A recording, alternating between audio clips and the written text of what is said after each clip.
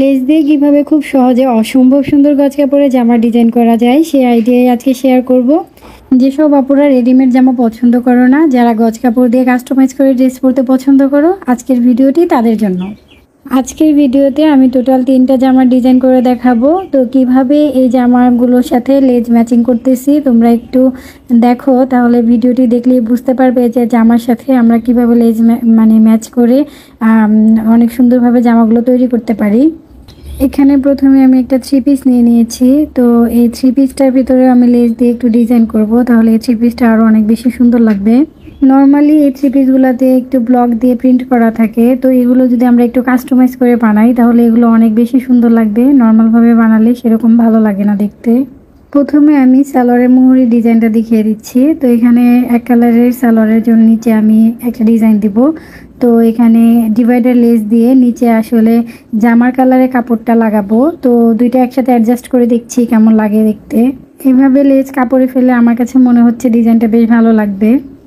এখানে আমি জামার গলা, হাতা এবং মুহুরিতে কি ডিজাইন দেবো সেটাই দেখিয়ে দিচ্ছি। তো এখানে জামার উপরে একটা প্যানেল আছে, এই প্যানেলটা রাখবো না, এটাকে আমি কাস্টমাইজ করে একটা সুন্দর গলার ডিজাইন কীভাবে ক্রিয়েট করা যায় সেটাই করব। জামার দুই সাইডে আমি লম্বালম্বি করে সিম্পল লেসটা দিয়ে দিব, আর মুহুরির অংশে আমি সালোয়ারের কাপড়টাকে ফ্রিল করে জয়েনের অংশে সেমভাবে এই লেসটা দিয়ে দিব। তো এই সেম ডিজাইনটা আমি দুই হাতাতেও দিব, ফ্রিল করে এই লেসটা জয়েনের অংশে দিয়ে দিব।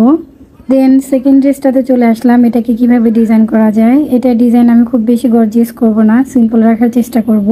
তো এই যে লেসটা, এই লেসটা রেড কালার, তো জামার কালারের সাথে ম্যাচ করে আমি লেসটাকে সালোয়ারের মুহুরির অংশে জাস্ট ডাবল স্টেপ করে দিয়ে দিব। এখন যেহেতু আমার একদম ছোট একটা বেবি আছে, তাই আমি কোনো পাথরের ড্রেস ক্যারি করতে পারবো না, তাই একদম সুতি কমফোর্টেবল ড্রেস যেটা পরলে বেবির কোনো ক্ষতি হবে না সে ধরনের ড্রেসই ডিজাইন করার চেষ্টা করতেছি।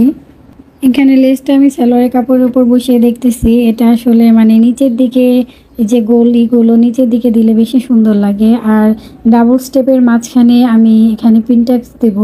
তো পিনটেক্স দিয়ে দুই পাশে এই লেসগুলো সেম ডিরেকশনে থাকলে মনে হচ্ছে যে সালোয়ার ডিজাইনটা খুব ভালো লাগবে। তো এখানে প্রিন্ট করা আছে, প্রিন্টের জামার মধ্যে একটা ডিজাইন ক্রিয়েট করব। তো এটার জন্য আমি মাল্টি কালারের একটা লেস নিয়ে নিচ্ছি, এটা নিচের মুহুরির অংশে দিয়ে দিব। দুই হাতার মুহুরিতেও আমি সেম লেসটা ইউজ করব।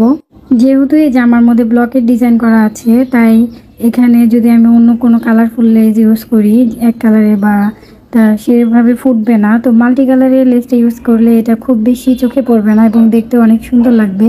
এই জামাতেও যেহেতু ব্লকের ডিজাইনটা আছে তাই গোল গলা রাখার চেষ্টা করব, আর গোল গলার চারপাশে এইভাবে আমি যদি লেসটা দিয়ে দিই তাহলে খুব সুন্দর লাগবে। দেন 3 নাম্বার ড্রেসটা নিয়ে চলে আসলাম। তো এটার মুহুরের অংশেও আমি সেমভাবে আগের ড্রেসটার মতো ডাবল স্টেপে লেসটা দিয়ে দিব। এই জামাটা হচ্ছে লিনেন গজ কাপড়ের, এটা 120 টাকা করে গজ রেখেছিল, আর এখানে টোটাল 2 গজ কাপড় আছে। এটা যেহেতু গজ কাপড়, উপরে কোনো প্যানেল নেই, তাই গলাটা আমি ভি শেপ দিয়ে কলার রাখবো। তো এই জামাগুলো তৈরি করার পর এগুলো দেখতে কেমন হয়েছে যারা দেখতে চান অবশ্যই আমার নেক্সট ভিডিওটা দেখবেন, তাহলে তারা দেখতে পারবেন যে এই লেসগুলো দিয়ে জামাগুলো কিভাবে বানানো হয়েছে। এই জামাটি আমি নায়রা কাট ডিজাইন দিয়ে বানিয়েছিলাম। তো আজকের মতো এই পর্যন্তই, নেক্সট ভিডিও দেখার আমন্ত্রণ জানিয়ে এখানেই শেষ করছি। আল্লাহ হাফেজ।